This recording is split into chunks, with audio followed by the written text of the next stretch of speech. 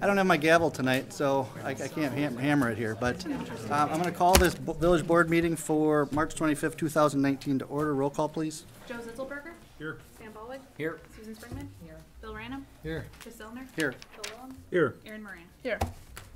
Okay, first thing, confirmation of open meeting compliance.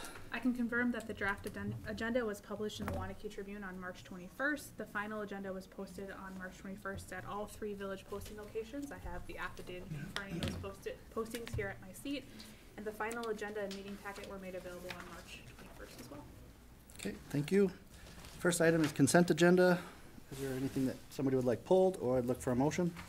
Move to approve the consent agenda. Motion by Joe Zitzelberger. Second. Oh, go ahead. Second by Bill Rannum. Call the question. All in favor, say aye. Aye. Opposed? Ayes have it. Public comment. Is there anyone here that would like to address the board on an issue that's not on the agenda for this evening? Not on the agenda for this evening. Okay, hearing none, I'll move forward.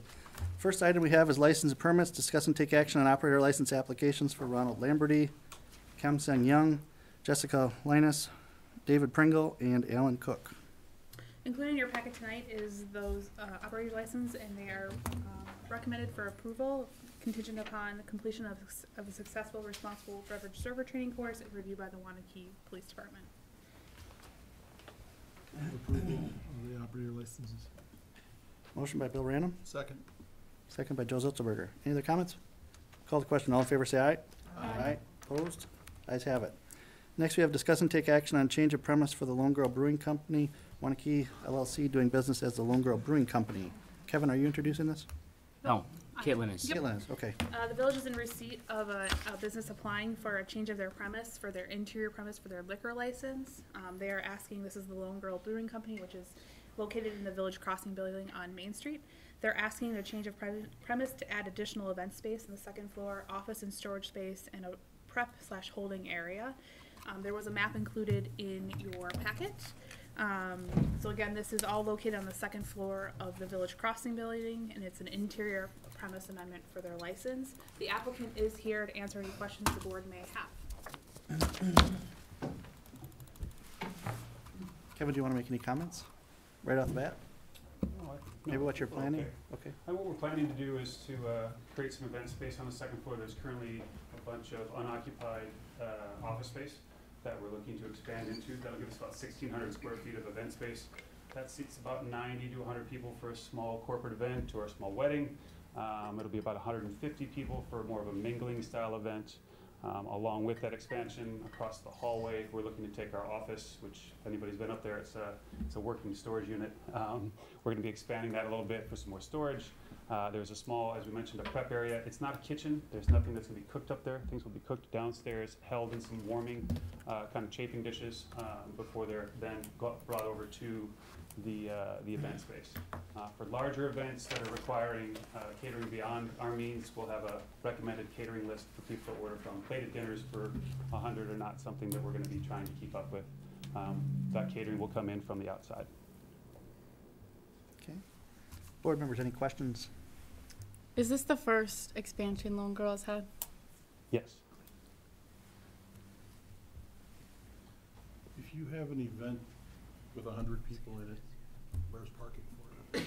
Parking is in our lot. There is also across the railroad tracks, there's more public parking there. I believe that the original parking proposal from Angus and Young and Hovde includes public access parking in the northern end of the St. John's parking lot. With Main Street kind of becoming a little bit more walkable, there's also the new surface area lot on the southeast corner of Madison and Main.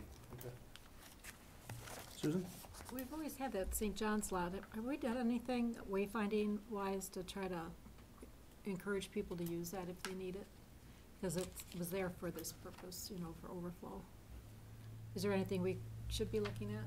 Is there an agreement with St. John's? I understand there isn't any. Excuse me, sir. Sir. Not comments right now. We're discussing as the board. It's a big issue if there's no Again. agreement for parking with St. John's. Again, As I understand it, through the agreement doesn't as much encourage parking, but allows it for potential for overflow at particular times. So there's restrictions to that. It's not just, it's not an encouraged parking movement. So it wasn't an agreement originally? Well, No, there is an agreement. Do you want to talk No, more keep about going, you're doing well. it? You were here when that was Yeah. reached. I wasn't, so go for it. Yeah, so there was an agreement between the village and St. John's property that they felt with the overflow, there'd be more demand downtown than there would be events over at the church. So an agreement was, a developer's agreement was actually reached between, there's some things that the village gave and things that the church gave back. And so there's always something at our disposal. And I agree that it's not signed appropriately at this time. And I think, you may remember probably 3, 4, maybe even 5 months ago, we undertook a downtown parking study. We're still working on it, but we did complete all the counts in October. And we hit as many days we thought would be useful. Morning time, lunchtime, happy hour time, so like 4 to 6, nighttime, maybe 9, and then somewhere around bar time. And at those points, we got it all GPS, so we marked every single spot on a map, and then we went out and inventory to see what their occupancy rates were. And so we do have some of those results that show what the occupancy were during most of these times. And if you're asking about Lone Girl, and I did pull up a couple out of the report, which is still working, it never reached capacity. It reached 80% of time, but clearly the majority of time we're well below the 80%. Now, many of the on-street parking would reach closer to 80% or higher, but that particular parking lot did not. They're not there on the street. And I know a lot of people, when they go out, if they're going to a place where there's alcohol, they don't drive, they use Uber or whatever else to Getting a little more popular I now. know, my kids always use it, yeah. No. Do we have the agreement with the church anywhere? Sorry, Chris, I didn't hear that. Yes, if there's the written agreement. There is a written agreement, correct. Okay, and what does it state specifically? I don't have that in front of me. I got everything else for it, but I do not have the agreement in front of me. But Okay. that's an agreement that I'm sure Caitlin could find and share with the board. There was a number of things that had occurred. Some of you remember there was vacating a street. There was some shared area that we wanted to enlarge our Stokely Pond for stormwater purposes. There was this parking understanding, and that, when I've contacted them in the past, over the last couple of years, there's a willingness to continue to work with us and need signage. And I think that would probably be a likely result to see where our parking needs are based when we get this report done. Our plan commission's been full the last couple of months, or I probably would have had this parking study on sooner. So we can But pursue it was, We can being pursue done by a college kid. Yeah, if there's a demand. That's true. Any questions? Specifically for a function, a specific event, it Church- might the be a church is great true. way for you to direct people to that location. Wanna make that Yeah. comment? Well, I do, somebody from the church said, yeah, there is an agreement already in place for parking. So- Correct. There is a written developer's agreement, correct. Any other questions for Kevin? So I think it's a positive thing for our community that your business is succeeding, obviously, that you want to expand, do some more things. That is I think that's a good thing for the community. Nothing wrong with having other options, I guess, is what I would put out there for it. Chris, if I could add though, because I don't want anybody to be surprised, especially the board, that at the last, and I believe it made it into the paper, there'll be a public hearing at our next plan commission meeting, which is April 8th. And we've had discussions with the owner. As part of this open meeting space, he's had discussions about what kind of pass-through one would be from the other. And what the requirement is, if he wants to have outdoor space, in this case, if he wanted to expand outdoor space, I think it's debatable whether or not opening up some swing doors or a garage door is making that space available to outdoor. We thought we would be safe and conservative and go through the process and call it open space. And I think he's got plans that he shared with us on how he thinks he can mitigate some of the noise issues that possibly could have occurred with putting some of the events or the live music outside and moving those to inside. But it's a totally different process, because if he decides just to have the indoor space, he can be done tonight. But if he wants to have some sort of, pass-through, I'll call it for lack of a better term, of garage doors, or maybe some 2, 3, 10-foot doors that almost feel like you're outside, like you've seen in some of these other restaurants, that I felt would be appropriate for him to go through that process. To comment on that, there's no more plans for a garage door. Thank you. We're looking at a 1-foot, there's a 10-foot by 10-foot opening that could go out to the deck. And then we're looking to put what they call a top light by 2 side lights. You can see them on the sides here. That would be a top light that goes across those doors, and those are the side lights that are going down. So the question is, we would like to make the doors as large as we could without tripping into calling this an outdoor space.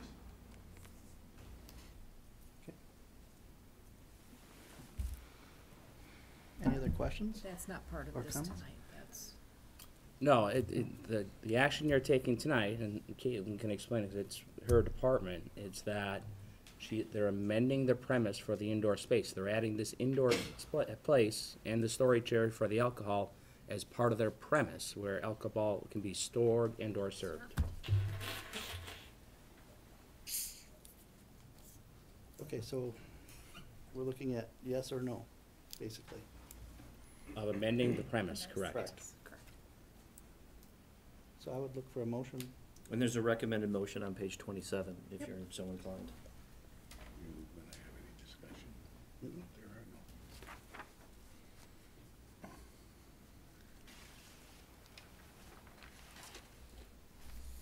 So, excuse me, I'll make the motion to approve the premise change permitting the addition of 16,000 square feet, or 1,600 square feet of event space, 750 square feet of office and storage space, and 220 square feet of prep holding area to the second floor Village Crossing building. Okay, so we have a motion by Sam Baldwin, A second. second by Susan Springman. Any other comments? Okay, I'll call the question. All in favor, say aye. Aye. Aye. Opposed? Ayes have it. Thank you. Okay, next we have, under new business, approved job description and position placement for executive assistant and title change for the administrative services director, village clerk. Todd, are you introducing us? I'm Or gonna have Adam handle it. Adam? Okay. This is something that we talked about last December. We talked about with Caitlin joining on board and me leaving at the end of May. There was talk of those positions merging, and out of those positions merging, having some savings and funding left to be able to support a position like an executive assistant position for both Caitlin's department and for the administrator's department. So that's in front of you. The position description is in front of you, and the grade of that position is in front of you. The second item is a title change for the Administrative Services Director position, which Caitlin will move into effective June 1st. That is to a Deputy Village Administrator / Village Clerk. The reason for that change is just to kind of more orient it towards, that she's going to be kind of second in command when the administrator is out, and that makes it clearer to the organization that that's indeed the impact and that's the effect. So those are the changes that are in front of you. Otherwise, at least from the title change perspective, there's no budgetary changes from that. Any questions from board members for Adam? We've already discussed this at length, so. I'd look for a motion then. Move to approve the executive assistant position description and wage placement along with the title change as described. Motion by Phil Willems, Second. second by Aaron Moran. Any other comments? Okay, I'll call the question. All in favor, say aye. Aye. Aye. Opposed? Ayes have it. So you said aye, right? Okay. Okay, next we have approved contract with Parisi Construction Company, Inc. for the 2019 Rip Park Tennis Court Rehabilitation Project. Sue? I can, otherwise. Oh, Sue is back there. I didn't see She her. understands this back there. I didn't see her, that's why I looked this way. So, reconstruction of the Rip Park tennis courts, funding from the village board was approved for this project as a part of budget process in 2018. Also, funding from the school district to help with this project, as they are one of the major users of that set of courts. One bid, Parisi Construction, everything coming together within our budget. So we just have a recommendation to approve this contract before you tonight. Phil, do you want to talk about this? Parks went through it. We went through it at Parks, and we see no other way out. The soil underneath the tennis courts isn't right, and it has to be taken out and redone. The courts aren't right either anymore. No, the courts aren't right anymore because the soil was not right. If it just wasn't done right the first time. So I don't play tennis, what happened? 2 levels, is that a problem in tennis? That and the bird baths. In multiple spots, yes, that's a problem. Good for your business. Yeah. Why would we stop that? Hey, Chris, Can we edit that? I don't know if you want to say that. No, go ahead. if I could mention, we're really pleased with the school district stepping up to participate with us in the process. Sue mentioned it, but I think really understated their willingness to be a part of what became a much more substantial project than we expected. But they saw the reason, as did we, because there's partnership in use of the courts as well. So I thank Randy and Steve Summers and their crew there for their willingness to participate on it. Is the shed gonna be on the same side as the courts? Yes. Not down in the parking lot. The courts. Do you know when we'll know if we get the USTA grant?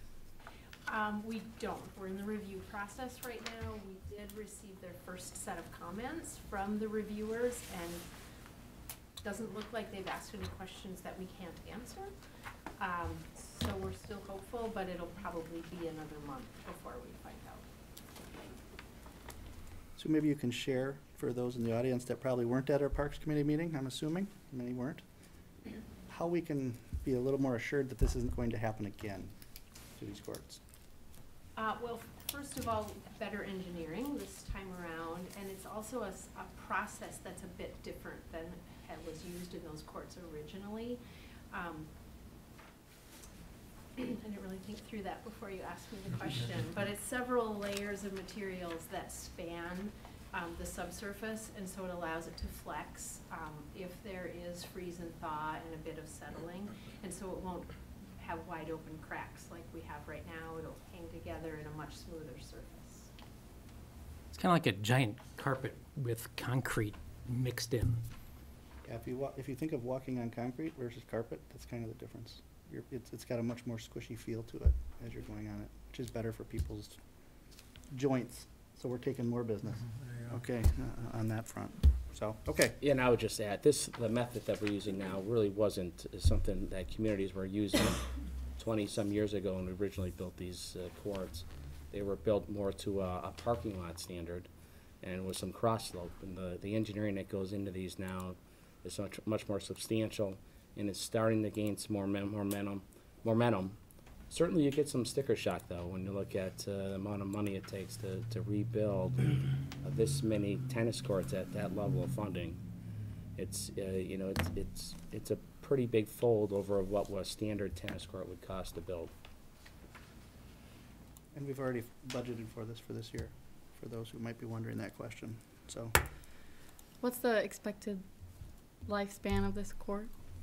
They'll require some regular maintenance, so they'll need to be recolor coded periodically, probably once every 7 or 8 years, but they are saying that the expected life is 30 to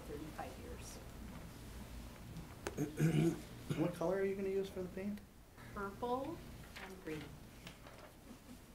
School district was happy about the purple. They were. I'm sure. So. Okay, so any other questions, or I'd look for a motion on this item? Move we approve the contract base bid with Parisi Construction Company LLC for the reconstruction of the Rip Park tennis courts. Motion by Phil Williams, second by Bill Random. Any other comments? Okay, I'll call the question. All in favor, say aye. Aye. Aye. Opposed? Ayes have it. I think we should probably move number 3. Move number 3 under new business to after our old business. So we'll move to old business at this time. And our first item is discuss and take action on proposed grocery store developments, Hy-Vee and Festival Foods at County Highway Q and Woodland Drive. Who's taking this one? So it's a start. I can, or you, Well, all right, so I'll do it. We've had this on our agenda now the third time. I think each time we haven't wanted to make any changes related to the Hy-Vee or Forward project because, well, probably many reasons, one of which is we wanted to see, what exactly were we gonna get from Festival Foods and Kilkenny Commons West, I'm gonna call it. So we have new information. I did see the story in the newspaper. It must have been a week ago Friday. We received information from Kilkenny Farms West and from Festival Foods indicating we got the site plan. We received an amended zoning plan. We received a certified survey map. And then also we received information from them indicating that they were able to proceed with their project without any type of public financing, in this case, any TIF financing. About 40 minutes ago or half an hour ago, we received, and I think you all have this, we received a letter from Forward Development Group indicating that they have had, I'm not, you guys can read it, I'm just gonna say they are withdrawing their TIF request. They're going to be able to move forward with the development of the land and with the Hy-Vee project with no TIF assistance. And that's very good, obviously. It's great to have two projects, neither of which would need any public financing. I've been telling you at the last two meetings when this topic has come up that you have discretion as to how you want to proceed. At this point, one of the options is we have a lot of information from Hy-Vee and from Forward Development Group. We've already engaged in a lot of negotiations, and now that there's not a request for TIF assistance, I mean, in theory, if your thought process is, hey, I really think a grocery store works better on the east side of Highway Q than on the west side, we can move ahead and go ahead with Hy-Vee and Forward Development Group. If now that we have submittals from Kilkenny Commons West and from Festival Foods, you also have the ability to say, you know what, we want to compare the projects because I don't necessarily have a preference for which side of the road that the grocery store goes on. And, let me just give you a little kind of status update, I would say. The last Plan Commission meeting and so the March Plan Commission meeting and the March Joint Plan Commission meeting, the general development plan for the Forward Development Group was approved by both bodies. I think the preliminary and final plats, I mean, there are some conditions of approval related to that, but when it comes to zoning and when it comes to land division, the Forward Development / Hy-Vee project both received recommended approvals from the plan commissions. We currently have on the agenda for next Monday's village board meeting, potential action on the general development plan that Forward Development Group filed and their preliminary and final plats. There are going to be some agreements associated with that we're still working on. There's also annexation that's associated with that, and the annexation received a positive recommendation from the Plan Commission and the Joint Plan Commission. The Plan Commission also dealt with the TIF issue, but now it looks like we don't have to worry about that anymore. I would tell you that the specific to Hy-Vee, the site plan the plan is for that to be on the agenda for the April Plan Commission and Joint Plan Commission meeting. So that project is pretty far along, and it has received recommended approvals from the Plan Commissions. I think really where we're at is having to make some changes based on village staff comments, and then we have to get some agreements in place. On the west side of Q, we have planned for the agenda for April the general development plan and the certified survey map associated with the Festival Foods / Quick Trip development. They're going to be on different lots as opposed to the Hy-Vee would have its own convenience store on one lot. And then we did have a technical staff meeting today where folks from Festival Foods came, and we've received a submittal from them. I think it's maybe on conceptually for the plan commission meetings, but definitely not for action. SIP. Yeah, but no formal action would be taken on Festival Foods at the April plan commission meetings. It would be May plan commission meetings. I know that's a lot of information to provide to you. I think ultimately what it tells you is we have two projects. One's a little bit further along than the other one. You have discretion tonight. I mean, I think the fact that right now we have two projects where there's not going to be a request for public money is fantastic. I think it's up to you, though. I mean, one thing is, I think what I've heard from folks before is we don't want grocery stores on both sides of the street.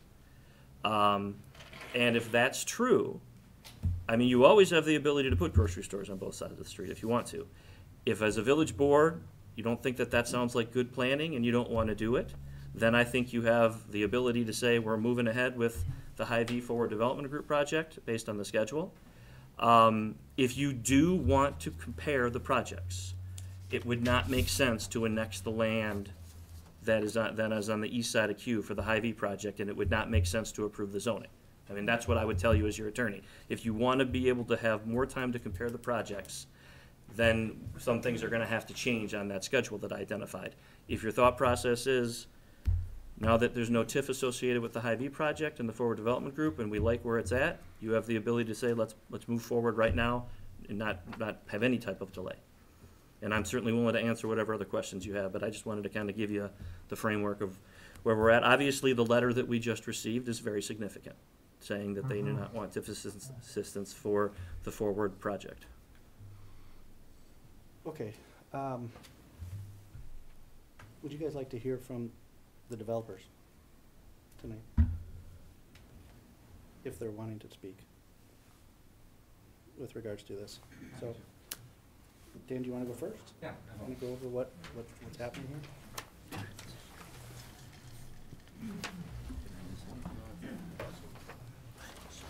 And for the camera, Dan, if you can just give your name. Yeah. My name is Dan O'Callahan. I'm here on behalf of Forward Development Group. And I think it's important that the community hears what we have to say about the tax increment financing.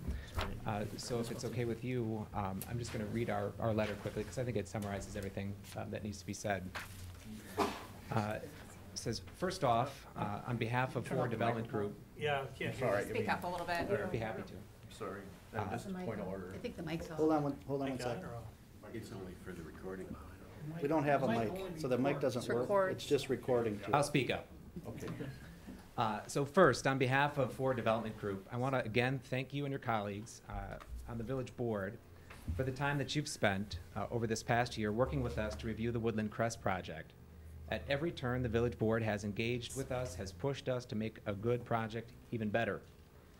I'm writing to you today to inform you that Forward Development Group is withdrawing its request for tax increment financing.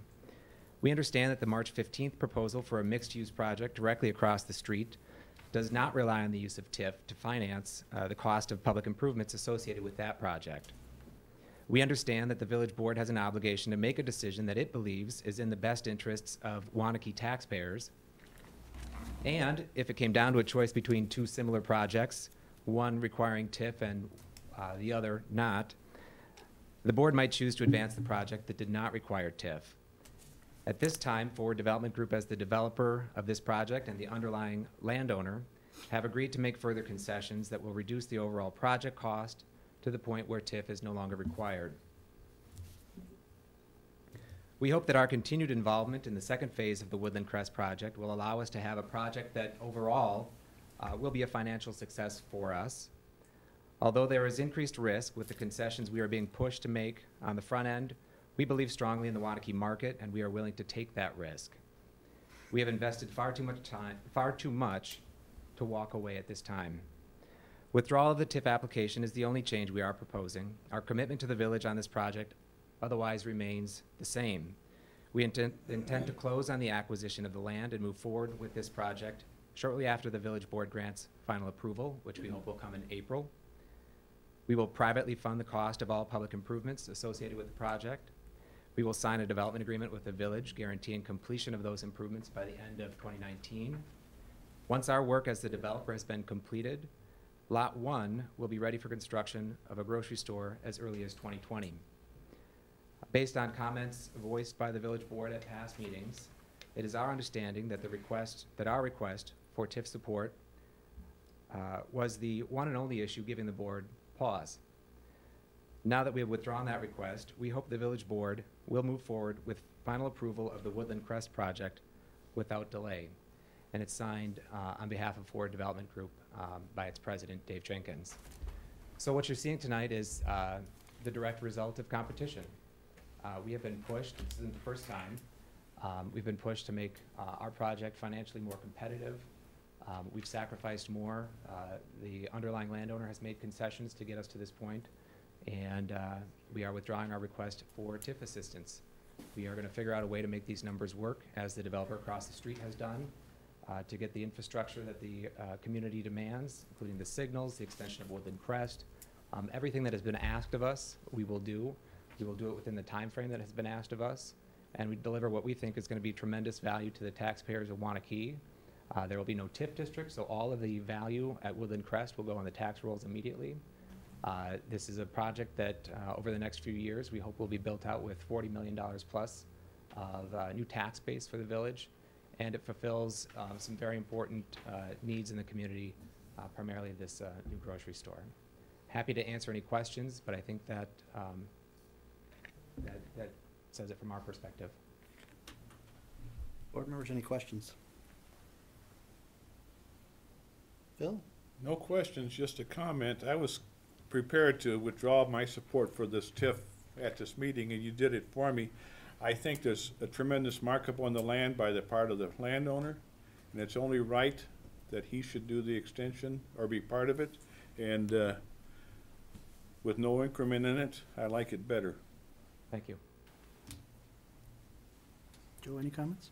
I would second what Phil said after seeing all the documents that have come through. Okay, that wasn't a motion, but, No, okay. I understand. Yeah, but, yeah, my thought process was very similar. Okay. Sam, any comments? Susan? What are we being asked to vote on tonight? I think, I think we're to the point where, because, to me, the question is, do you want to take the time to evaluate both? Well, the first question is, do you want grocery stores on both sides of the street? If you're okay with grocery stores on both sides of the street, then you go ahead with the Hy-Vee proposal as it's been made, and then we go ahead with the festival proposal as it's been made, and nothing. You don't have to take any action, really. We don't know their YouTube. Well, I would say you don't know. I mean, but if the thought process is two grocery stores don't make sense on each side of the street, if the thought process is what I think Phil indicated, that he likes the Hy-Vee project more now that the TIF is no longer part of it, you don't have to take any action tonight. And essentially what that would tell staff is that we're moving forward with the Forward Development Group Hy-Vee project, and essentially you're not going to have a grocery store on the west side of the street unless something falls through on the east side. The flip side of that is if you do want to evaluate both projects, I think we need to know that, because it does not make sense if you're going to contemplate the festival project, you're not going to annex the land on the east side of the road for a grocery store, and we're not going to rezone it, and we're not going to have development agreements.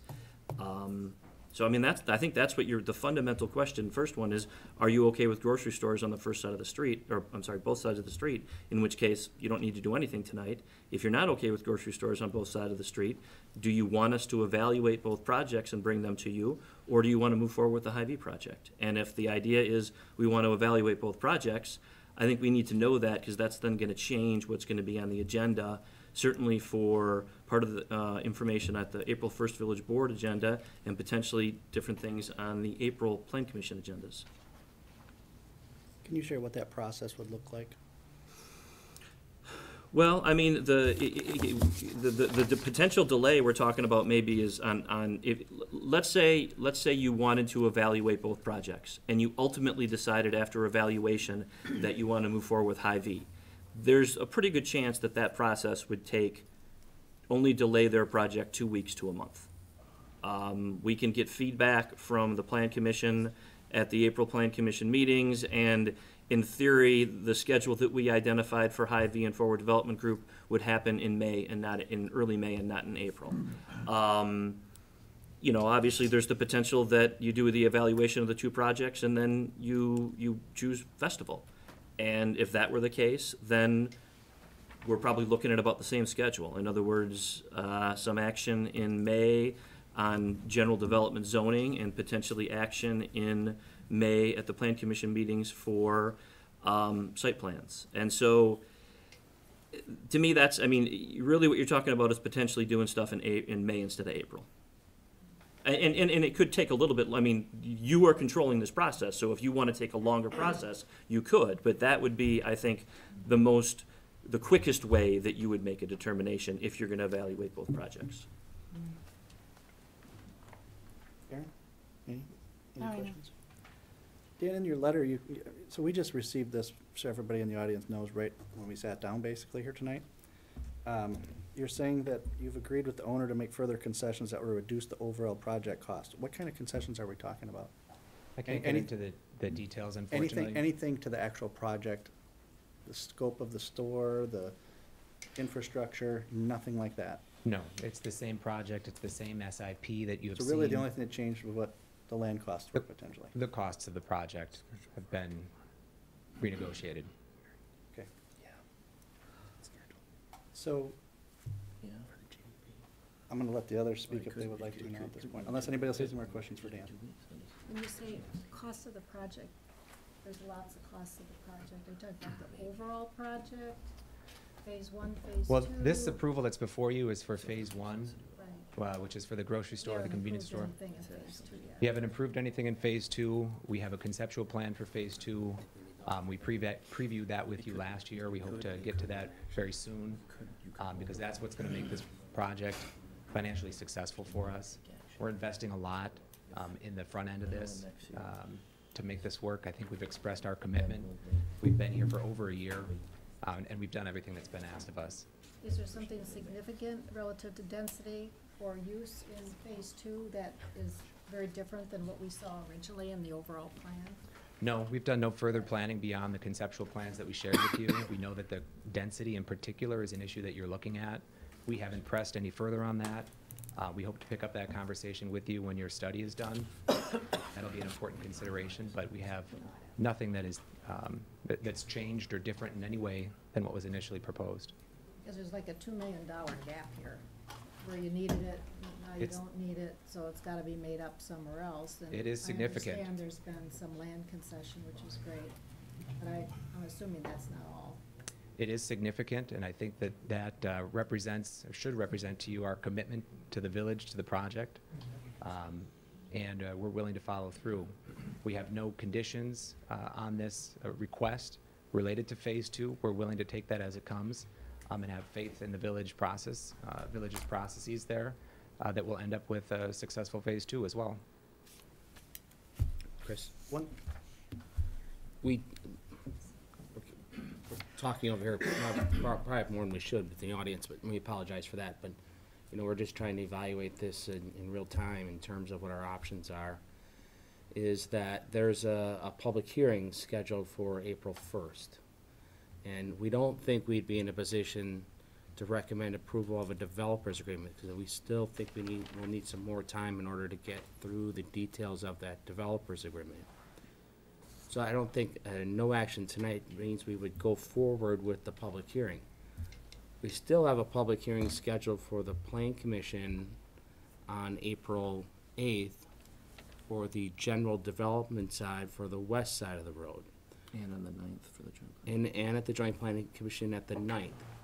So the earliest we'd be in a position to take action, if we can get through a developer's agreement, would be the April 15th board agenda, where you'd likely be in a position, not likely, possibly be in a position to take action on the annexation and the general development plan and developer's agreement. So I don't think you have to take action tonight. I think we can continue to move forward in the process. And before you're asked to take action, the Plan Commission would already had vetted out at least a good portion of the festival side or on the west side. okay. So my final question, or comment, I should say, in regards to this. When we first met, way back, one of the comments that I made to you was my concern with the land costs. And when we did those numbers, we figured out what that difference was with the properties around it. And I was upfront with you in saying that I was gonna have significant problems with TIF assistance as a result of that land cost. And I'm very glad that another party came forward, because it put us in a position to understand that other development was able to make, was able to allow us to be able to make the decision now a lot more easily, in my opinion, with regards to this. In retrospect, I wish we would have been here to start with, instead of having to go through the angst of our TIF process with our community. But as it's working out, we're gonna have a great product in Waunakee here. I'm One way confident or of the that. other. And it's unfortunate that we had to get to this, but part of this is a negotiation as we've gone through.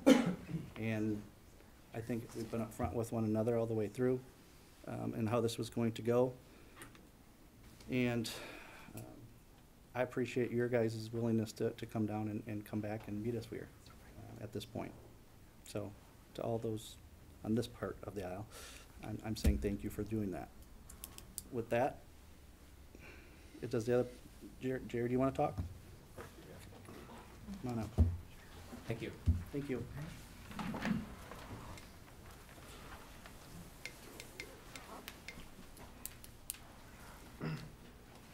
Well, I don't know if anybody brought any popcorn, but be some good entertainment to come to a village meeting and see this. I just want to say thank you to the board and to the village staff for giving us the opportunity over the past several months. We started working with the festival people early this summer and have been constantly working through the process of trying to figure out the best way we can do it. And I think we got a good product, and all I want to say is thank you, and I hope you give us the opportunity to open forward and evaluate both projects. Any questions for Jerry? This is Jerry. Do you want to say your name so the camera has it too? My name is Jerry Tierney. Thank you. And who are you representing? Don Tierney. Okay. Any questions for Jerry? One of the comments that I know that is in your proposal is the store would be open in 2020. Is that still, November of 2020, yes. is that still the case? Correct, yes. Okay. Okay, so it's one of the things that I'm struggling with tonight. We just got this, so you're telling us that we can kind of do no action tonight, April 1st? Yeah, I mean, if you take no action tonight, what I would say is we would still have the public hearing on the general development plan for Forward Development Group at the April 1st Village Board meeting, but we would not take any action on that zoning. Because, you know, We need we development. need annexation, we need development agreements, we need, then we'd bring the preliminary and final plats to you. I mean, we've already put the public hearing notice in for the GDP. At some point in time, and though you guys are gonna, I mean, again, if you don't wanna have grocery stores on both sides of the street, we're gonna have to make a decision as to, you know, to what extent, I mean, and this buys us a little bit of time. The Plan Commission is certainly going to be able to evaluate the GDP for Kilkenny Commons West. They're gonna be able to evaluate the certified survey map, and it sounds like we're gonna put Festival on for a conceptual discussion at the two Plan Commission meetings. That being said, you know, those are recommendations from those bodies, and it's still ultimately a village board decision as to how you want to proceed. And so, after the April 1st village board meeting and after those plan commission meetings, we're going to need to get a little bit of guidance from the board as to how you want to proceed. Because again, if you want to have two grocery stores, which may be fine, then we don't have to worry about any of this. If If you only want to have one, at some point in time, we're going to have to make a choice. But I agree with Kevin that we can buy a little bit more time as long as we're not taking action at the April 1st Village Board meeting. I have no problem having both grocery stores. I wrestle with opening up another commercial development on the west side. If there was a way to have it on the east side, I'd be happier than all get out. It's not big enough probably on the east side, but to make it, but I think if we had 2, maybe 3 more grocery stores, fine, you know, it's all market driven. They're gonna do their research. I don't think we were big enough to support both of them. But I also am concerned about, in any case, opening up the other side of the road to more commercial development. I'd rather see houses there. I think the houses would fill up in 6 or 8 hours. Are you referring to the west side? Yes. The west side? Yes, yeah. Okay. Susan, any comments? I guess I don't know about houses on the west side on a busy street. I wouldn't think that'd be very attractive unless you did multifamily maybe, but, I mean, do you want us to make this decision tonight, whether we want them on both sides potentially or not? Is that what you're telling me? I don't think that you need to make that decision tonight, but I think at some point in time, if the village board's thought process is, we don't think grocery stores on both sides of the street are gonna work, at some point in time, you're gonna have to make a choice. If you're open to grocery stores on both sides of the street, then you just move ahead with both projects and you're not choosing one or the other. but that doesn't guarantee there'll be 2 on both sides of the street, because as Phil says, the market will determine it, the lenders will determine it in the end as to who actually digs and builds. I would depending agree on with you, who but I hits think the that my finish point line. is, if you're, from a planning standpoint, if you don't think it works. Well, maybe If the you're open question- to it, then I agree with you. Well, maybe the question is more, should there be commercial on both sides of the street? Well, your comprehensive plan identifies as commercial as on both sides of the street right now. Correct. So the identified risk to the village by having 2 grocery stores is, Well, one or both go out of business, and if you're concerned about that, what we need to do is, and I just happen to know this because of another community that I work in, you can get festival has agreed to a vacant building agreement in the city of Verona. So if, you don't want to have large facilities that go out of business and then sit there vacant, and that can create a lot of problems for you. So that's one potential way to address it. It would be to require both, if you were going to have grocery stores on both sides of the street, have them sign what's been deemed a vacant building agreement, so you can try to deal with that issue on the back end if it ever were to occur. and that is something we would ask them at the end or today? We would or- get into that right now. Do we get into that right now? Not at this Not meeting, tonight. but is it? Jeez, all right. That's a lot of pressure. Sorry, I apologize. Negotiations on the front end for All an right, to be agreement. clear on that. Okay. Joe, any comments? Any more? Mr. Tierney put his hand up, so I'll allow you to speak. Thank Go you, ahead. sir. First, I want to say thank you for having the opportunity. I just want to give you a thought. If we hadn't have been in the ball game, it's a good, fair opportunity. You haven't signed the developers agreement from either party. You might want to keep both horses on the track until you sign the developers agreement. Thank you. Thank you. Any other comments? So we're a little shocked too about the Yeah. development tonight, frankly.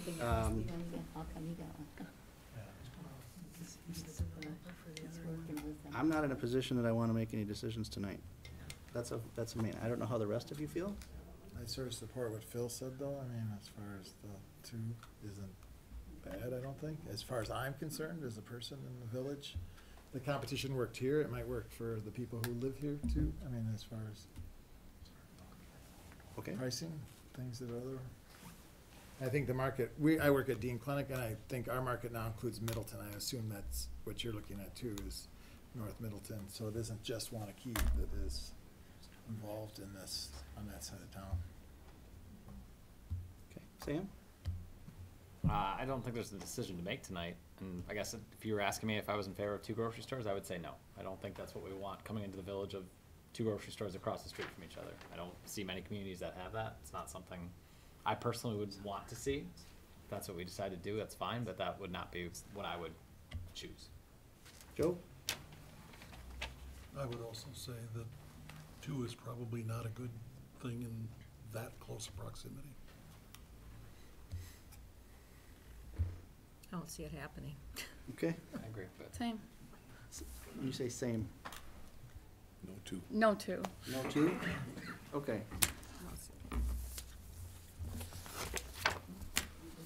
My biggest anxiety with two is what Brian was bringing up. I never like when I go into other communities, the first thing you see out the outskirts of the community is a big empty store.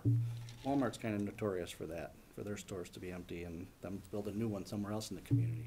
I've never liked that, so for that purpose, I would say I would probably be opposed to having 2 grocers. However, the way we're zoned in our plan, we could have 2 there. The comp plan would definitely allow for 2. Correct. So. All right, so I'm willing to defer this on a recommendation. Does anybody else have issues with that? Do we need to just let it sit then, or do we have to make a motion? I think if you defer it, I think you guys let me know, we're gonna have the public hearing next Monday. It's been properly noticed for the general development plan on the west side of the road. My recommendation would be not to take action, though. First of all, the land's not annexed, and we don't want to annex any land until we have agreements in place, and I agree with Kevin that they're not gonna be in place by Monday.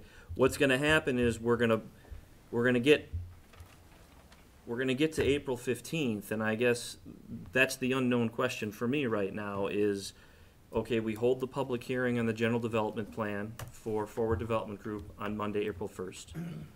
We have the Plan Commission meetings on April 8th and 9th, where we are dealing with the GDP for the west side of the road. We're dealing with the CSM for the west side of the road, where they're making recommendations to the village board. We have a conceptual discussion about the festival project at the 2 Plan Commissions. What are we gonna, so that's gonna occur after your April 1st village board meeting. Do you want to put on the agenda for April 15th this same agenda item that we have tonight, because now you have more information? Or are you going to want on the agenda action for the Hy-Vee project? I mean, it would seem to me that it may be premature to have on the April 15th action if you're waiting to get information from what happened at the Plan Commission meetings. That's where I'm a little unclear as to how you all want to move. Both on too. You could, Kevin said you could have both on. I mean,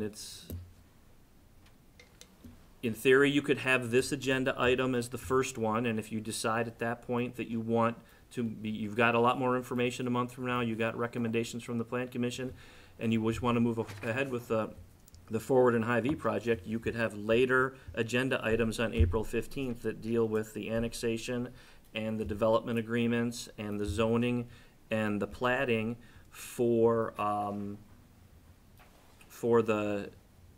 Forward and Hy-Vee.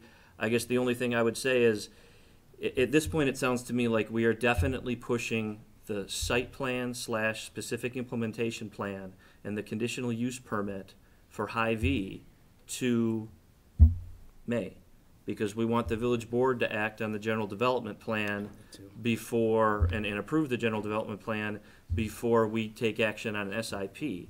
And since that's gonna have to be moved to May anyway, the question becomes, is it a problem to move the Forward Development Group annexation and general zoning and the plats and the development agreements to the first meeting in May?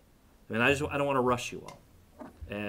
But even on April 1, we're not you will not be expected to take action. That is not, that'll be a meeting where you're not required to take action in order to keep the pace of the way that things have been going.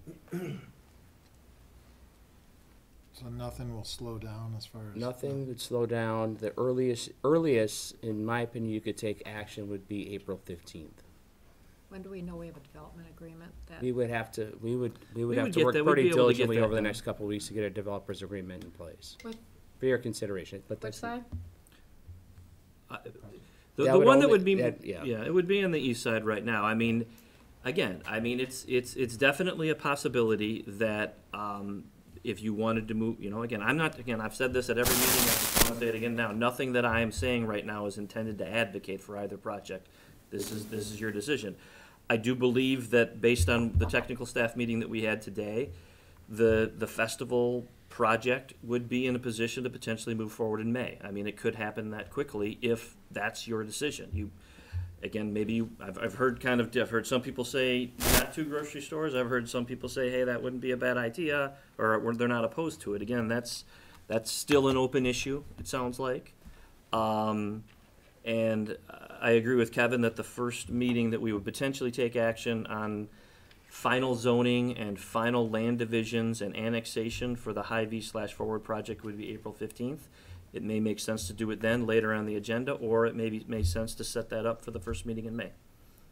It's, The application we received for the west side, including the festival foods, was a very complete submittal.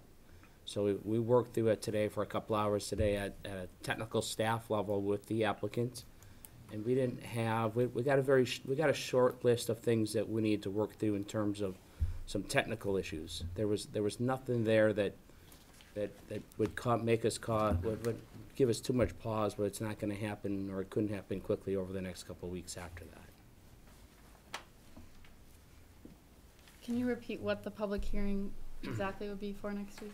so the public hearing, next Monday's meeting, Yeah. is on the general development plan, which is zoning document for the forward development project. The east side. The east side, yes. But just because we have the public hearing does not mean you need to take action. In fact, you're just making that check and you'll be ready to go at the next meeting or a couple of meetings thereafter. Okay, Keep the public hearing for next week. everybody good with that? Okay. All right, so we're gonna be deferring this then till next week's meeting. Public hearing. I think, Public hearing, yes, the public hearing and the general development plan is scheduled for next Monday's meeting, and we're gonna hold that. correct. Okay. Yes. Is everybody good with that? Yep. Susan? Bill? I don't know what this means. It's like things getting done. No, I'm okay. Good. Good? Bill? So this same agenda item is not on the, 15th, That would be on for the earliest at the 15th. okay? All right, do we need to make a motion on that, or can we just do that way? Okay. All right.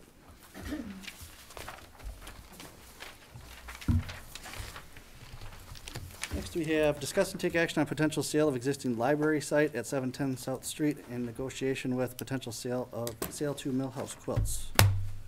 I believe we're gonna stay open. Yeah, we can provide an update. Yep. And then we can talk about what if anything, would be appropriate in closed session. The village, has been in conversations with, Kim and Carrie Zychek. I see, Carrie is here tonight. He's the owner of the business Millhouse Quilts. For well over a year now, I've had conversations with Carrie and Kim about their hopes and dreams for their business, for it growing, for expanding, and continuing to succeed here. We actually, when we did the TIF overlay in the downtown, we had their business in mind, if you recall, and a reason that we included their property was the potential for them to expand on that site and grow. Since that time, Kim and Carrie have been working with the owners of the property, Mike and Debbie Keene, who I also see are here, about opportunities to succeed there at that location. Now, a few months ago, Carrie followed up with us about, Millhouse Quilts, the business, followed up with us about not having landed on the best option for them at this point, and the notion of them looking at locations outside of Waunakee was a real possibility for them. In fact, at least we were told that they'd had a broker who was looking at potential locations in other communities. Certainly not something we'd like to see happen, at which point Chris and I sat down with them again and talked about more options. At that point, the notion of the library as a potential location for Millhouse Quilts was brought up, and they took a look at it, and they felt like it could possibly accommodate their business really well. So we've had some initial discussions with them back and forth. At the same time, last week, Chris and I met with Mike and Debbie Keene, the property and building owners, about their hopes and dreams for the property, so we know better from them what they're hoping to do and accomplish. What we have, if the board cares to discuss it tonight in closed session, would be what we understand to be potential terms that that Millhouse Quilts, the business, would be interested in approaching us with. But before that, in open session, the board might want to talk about what you'd care to do with the library itself, and there's options. One is to proceed privately or organically, if you want to call it that, with an interested owner to a solution that would involve a sale. That's within the board's realm of possibility. The other is to look at selling the property on the open market by putting up a for sale sign or coordinating a process to do sealed bid proposals. We can look at all those options, and that's a policy decision of yours that we can talk through tonight. If you do want to know where the Millhouse Quilts owners are at with regards to their potential interest, that's something Chris and I would be happy to talk about in closed session if you feel that'd be appropriate. So with that, Chris, I don't know if I know Kerry had said he was willing to present or answer questions if there are any. The Keynes, I don't know if you're willing to speak, but Chris, if you're willing to afford that opportunity, they can fill you in too. Sure. So I'll just give a little my own background with this one. So when Carrie indicated to me that they were potentially leaving the community, my number one goal was to how do we keep them here? They've been a good steward of the company, brings tourism to our community. Other stores benefit from it as well as our community members. And on top of that, our students who use their services. So it was important for me to figure out somehow that we can keep them.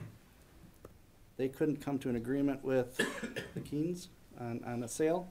So that's my ultimate goal, would be to make those parties get together, but I can't force that. That's something that has to take place between them as parties. If that can't happen, the library is an option for them. And there'll be debate probably here amongst the board as to whether that's a good location for them. Right next to the school there. They would have to be the ones that would determine that, I believe, for their own business. But we also have to figure out how are we going to take care of zoning and various other things, but that's probably going further down the road here, since it's zoned institutional right now. But I think that it's important for us to look at how do we keep them and how do we get the library sold. They kind of go hand in hand. We had a closed session item on this the last time. It wasn't really in regards to Millhouse as much as it was, well, how are we going to go through the process? What do we really want to get for that? Bottom line figure for us in the negotiation. So that's why that would have been in closed session at that time. So that's my background on where I was at and where my thinking was on how do we keep the business here.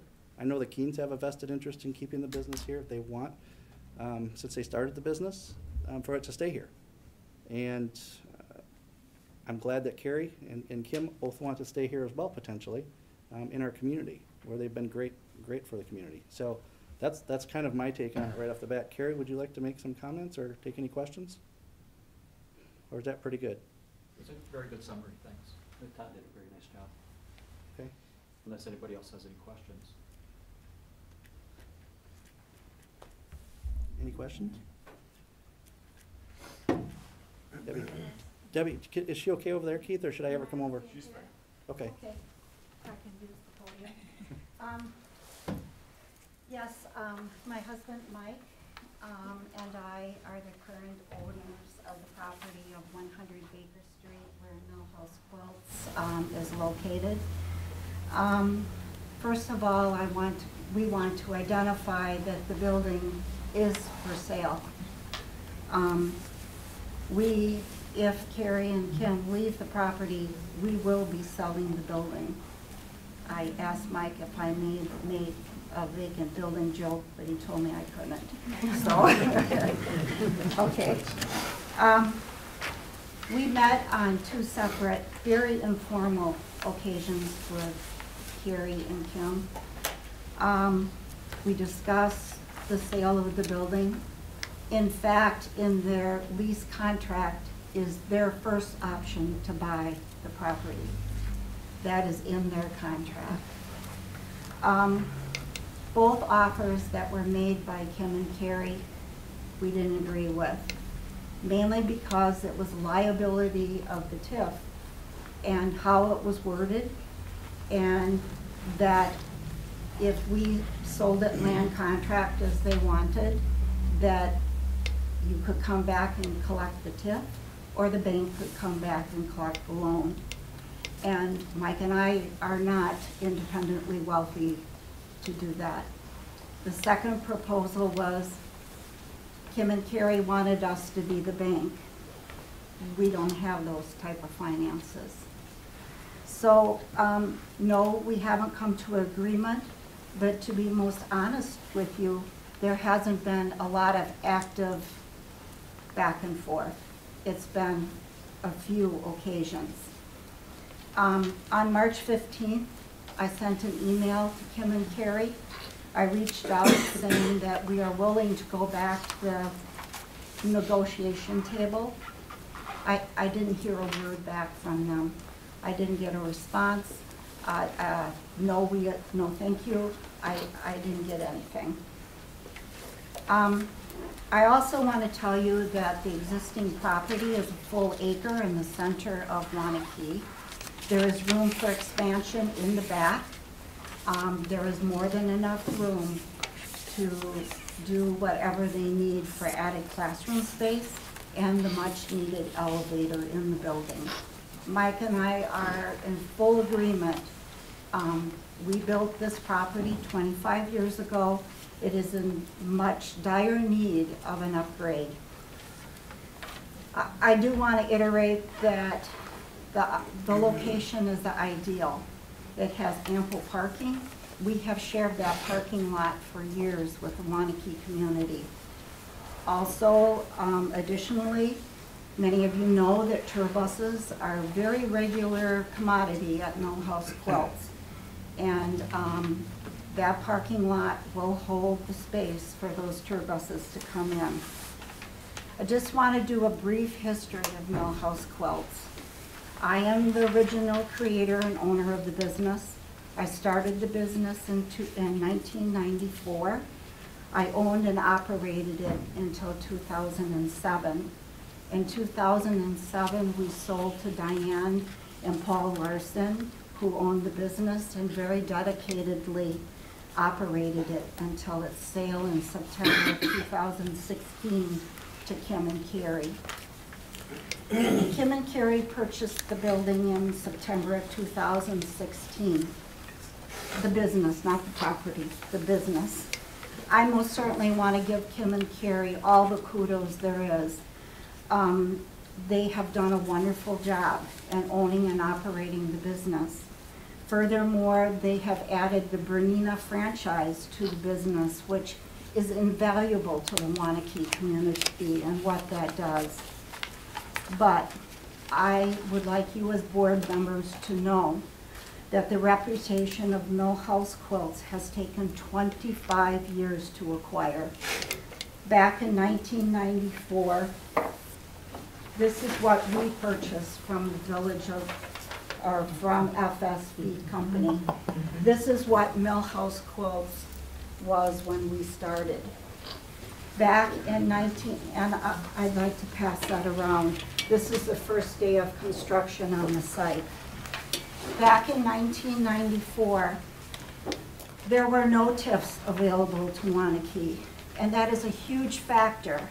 As a family, my husband worked 16-hour days on the site with one high school boy, who was our son, and 2 college students. 9 months Mike worked and he works 16-hour days. I work 2 jobs as a nurse, raising 4 children, and in my spare time, I developed business plans, talked with bankers, and made quilt displays. So, I want this board to most certainly consider where this property came from and where this business originated from.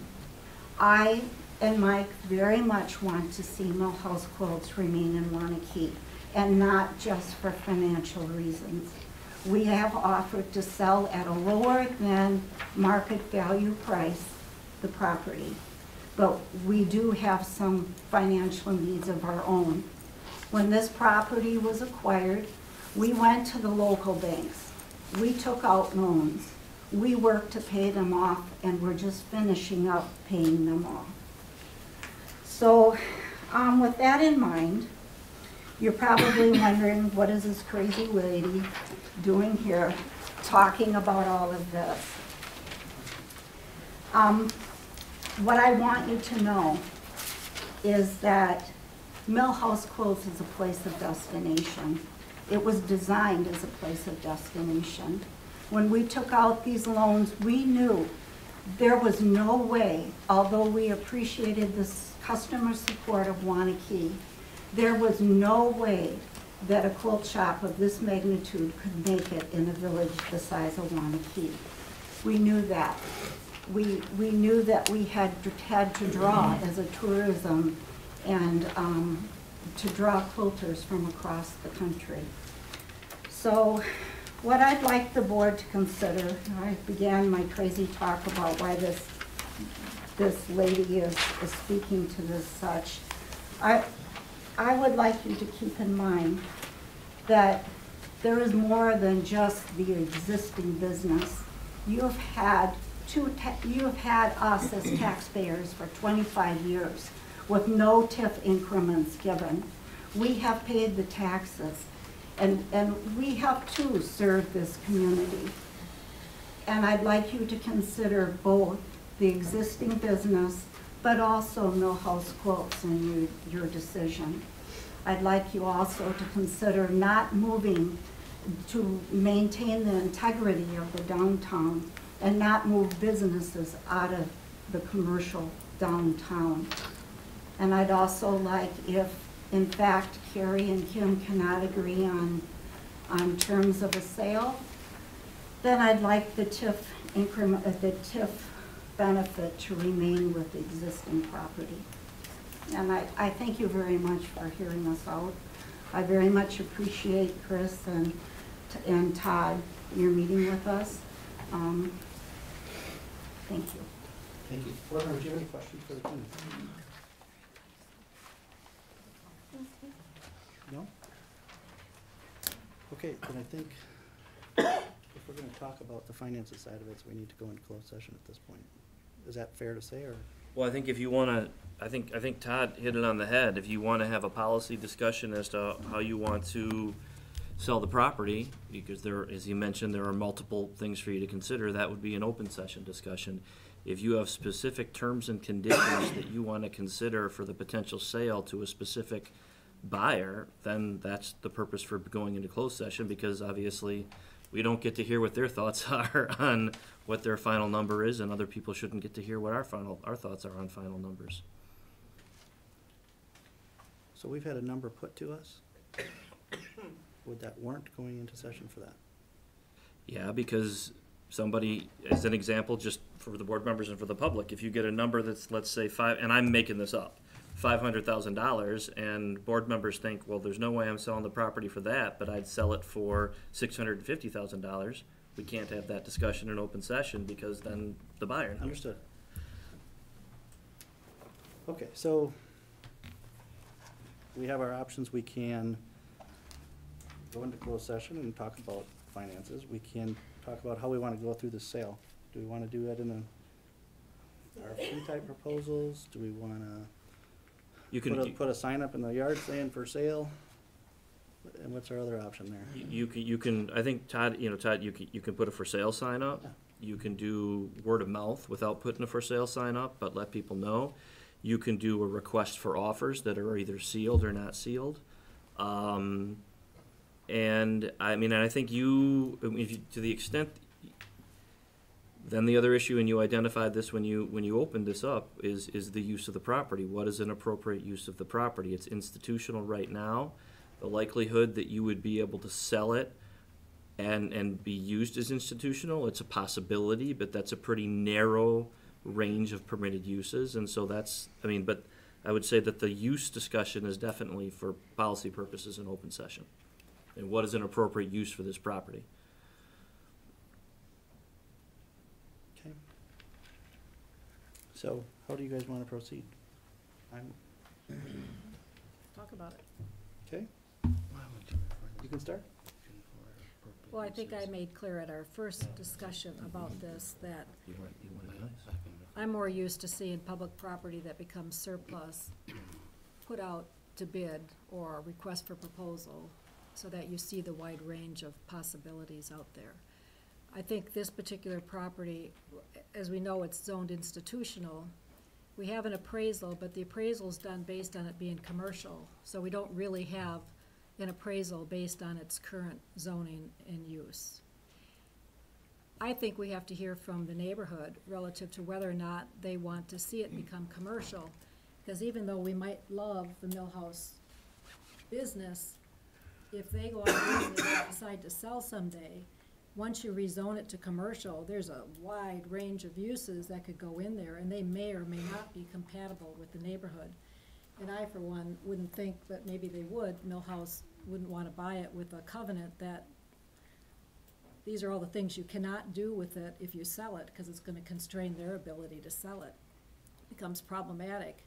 So I think that discussion has to occur in the community so that they understand what happens when you take an institutional use next to a school in the middle of a neighborhood and convert it to a commercial use. I think that's a discussion that needs to occur before a decision is made. And I worry about the parking and the buses, and there's already congestion up in the school with buses and cars and. Okay. Kevin? Just as a staff recommendation, this is something that would vet out better at the plan commission level with our planners.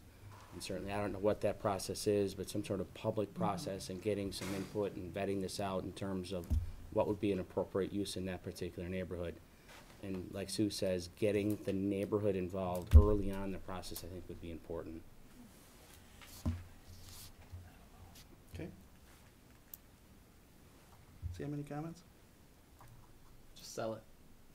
Just Whatever sell it takes. Just sell it. Yep, whatever you get the best price at. Joe? Zoning has been my big concern. When you start looking at all the possible uses of, C1 zoning or whatever, there's a lot of things that I don't think really fit in that spot. Okay. Aaron? I agree with Joe and Susan, especially that we should get the neighbors before we open that can of commercial uses, but it'd be nice to get it sold as well. Okay. Phil? It's a very challenging property. I think a company like Millhouse Quilts could potentially succeed there. I'd like to see them succeed where they're at, if we could figure out a way for that. But, because they've done a great job over the years, and they were good competition for me when I was in business, for my fabrics and everything. But that aside, I think that while they could probably do very well down there, because they don't need foot traffic, as you would say, they're a ends user, they attract people to their site, and they could do it down there. I don't know of many other businesses they would have to sell to that would attract it, especially if we restricted what they could sell to.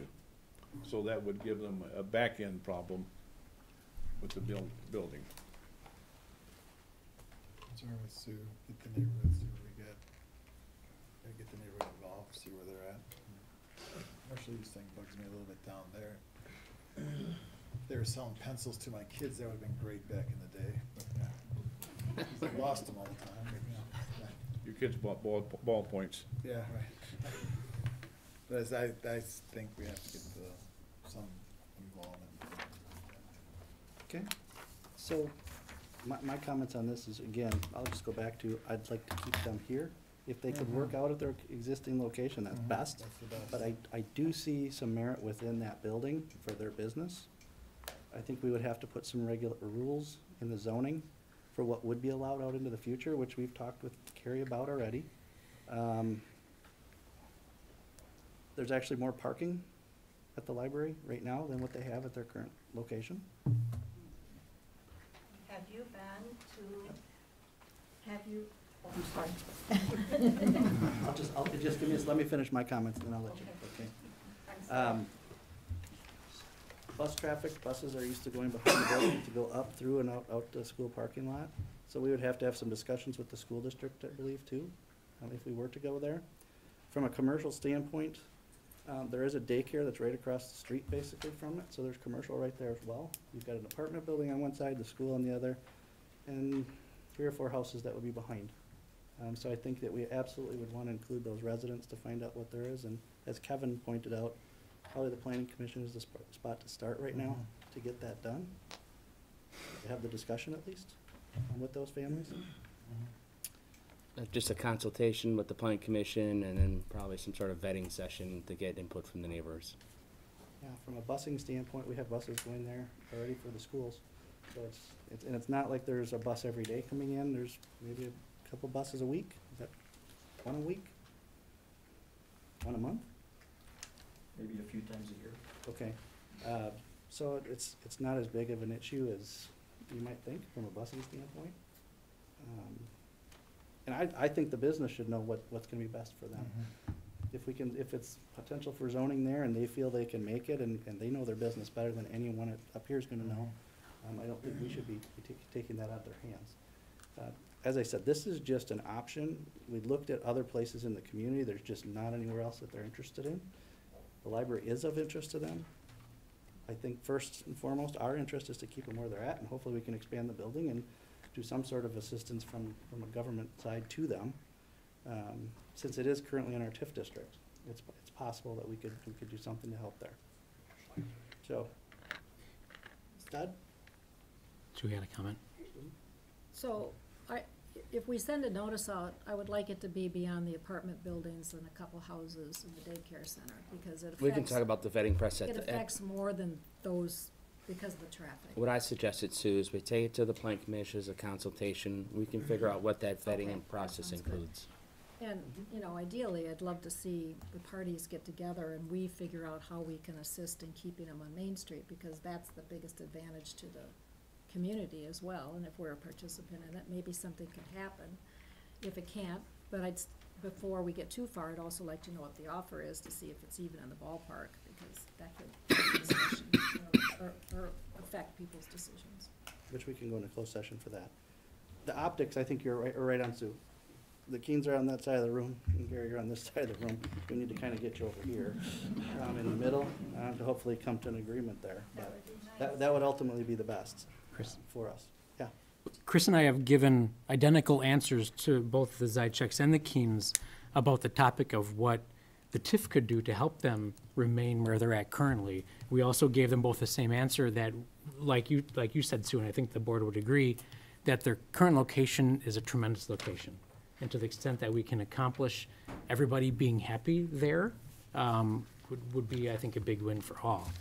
So just so everybody understands the process that we shared with them as it relates to TIF, no numbers, not a single number has been discussed, but what we indicated is that if they reach an agreement on terms of a purchase, that agreement contract should indicate that it's contingent on terms of a development agreement that then the buyer would negotiate with the village.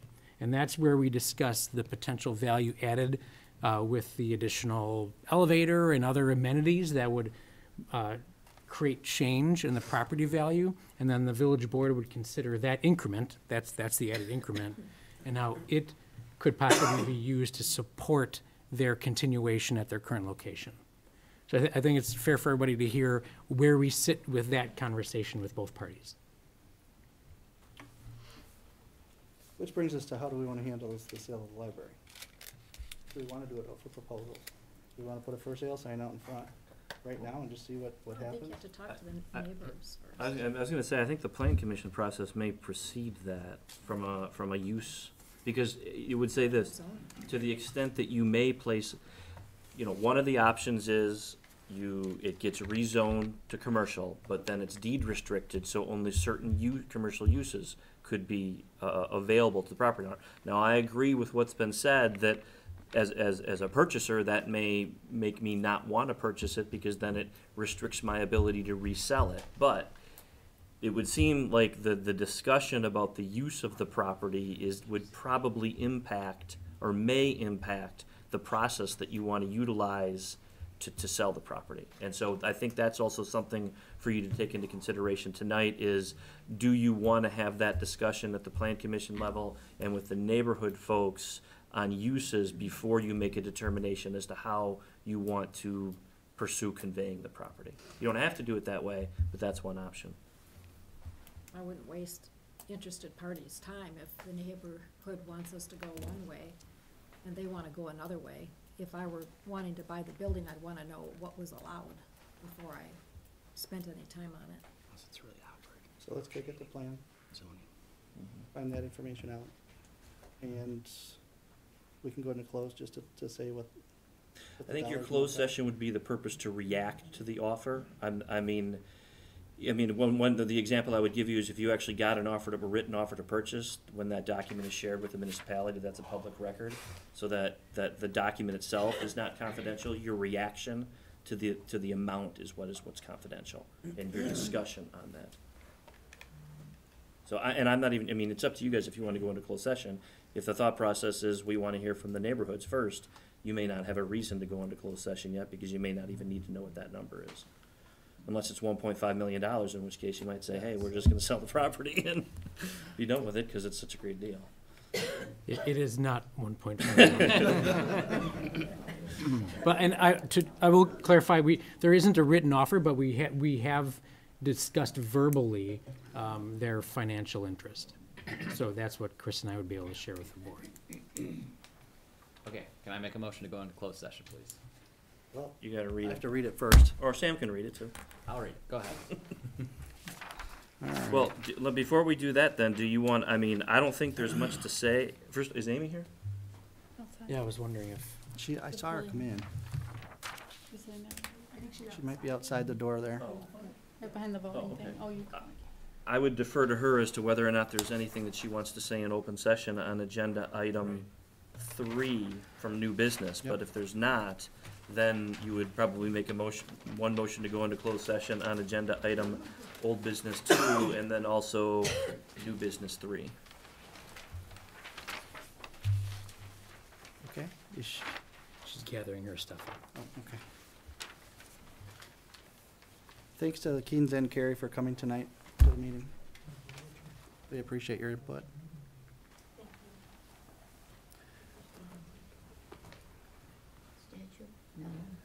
She's still gathering.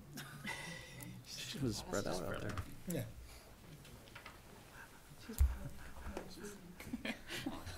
She's working. Amy, do you have any comments that you would make to the general audience before we go into closed session? I do not. Okay, thank you.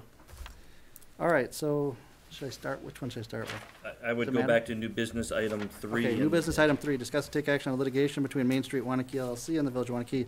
Village Board may convene in closed session as authorized by Wisconsin Statute 19.851G for the purpose of conferring with legal counsel for the Village Board who is rendering oral or written advice concerning strategy to be adopted by the Village Board with respect to litigation in which it is or is likely to become involved. The Village Board may reconvene in open session and discuss and take action on subject matter discussed in closed session. So I need a motion. So moved. Motion by Phil. Second. Willems, second by Sam Ballwig. Roll call vote. Trustee Zitzelberger? Yes. Trustee Ballwig? Trustee Spurman? Trustee Reyna? Trustee Willems? Yes. Moran? President Zellner? Yes. Then we have discuss and take action on potential sale of existing library site at 710 South Street and negotiation of potential sale of Millhouse Quilts. Village Board may convene in closed session as authorized by Wisconsin Statute 19.851E for the purpose of deliberating or negotiating the purchasing of public properties, the investing of public funds, or conducting other specified public business whenever competitive or bargaining reasons require a closed session. The Village Board may reconvene in open session and discuss and take action on subject matter discussed in closed session. Motion by Aaron Moran. Yes. Second by Sam Bowie. Roll call vote. Trustee Moran. Yes. Trustee Williams. Yes. Trustee Random. Yes. Trustee Sprinkman. Yes. Trustee Bowling. Trustee Zisselberg. President Zellner. Yes. 1 minute bathroom break for me.